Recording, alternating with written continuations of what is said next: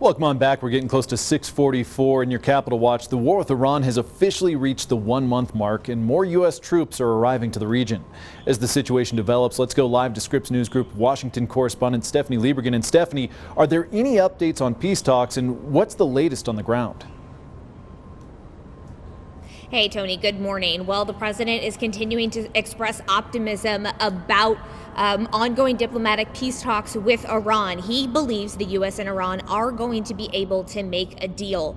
The Pakistani foreign minister said over the weekend that Pakistan is hoping that the U.S. and Iran will hold talks, with Pakistan being the mediator, and there are key diplomats from the region that are planning to meet today. But Iran is sending a very different message when it comes to peace talks. A lot of the headlines last week focused on the 15-point peace plan that was proposed by the U.S. The Iranian foreign minister saying today that plan was very excessive, unrealistic, and had irrational demands. So there are very different messages, whether you're hearing from a U.S. official, a Pakistani official, or an Iranian official on what exactly the status of any peace talks or diplomatic talks are. But on the ground, the war is continuing to expand. Israel is expanding its foothold farther into Lebanon, where they're fighting Hezbollah, an Iranian-backed terror group.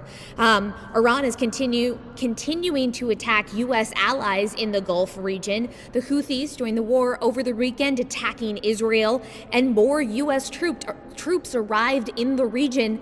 Thousands of Marines arriving. And the president, while he's trying to go through these diplomatic talks and these negotiations, is also continuing to issue threats to Iran, posting on his Truth Social this morning, again threatening to attack Iranian energy infrastructure, to attack Karg Island, which is a key oil terminal for the country of Iran.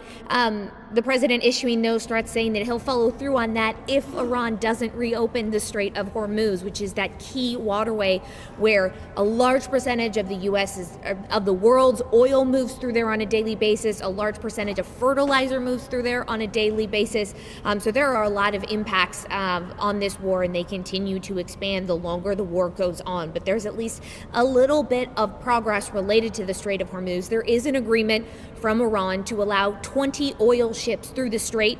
That's going to be happening at the rate of 2 ships a day, according to the Pakistani foreign minister. So a little bit of progress there, but far less than what the world needs in order for the global energy market to really recover. But experts say that we might be reaching the point that even if the war were to end tomorrow, Tony, the global energy market is still going to be dealing with lingering negative impacts from this war, probably well after the fighting wraps up. We appreciate those updates. That's Stephanie Liebergen live in D.C. Bringing it back here to Colorado.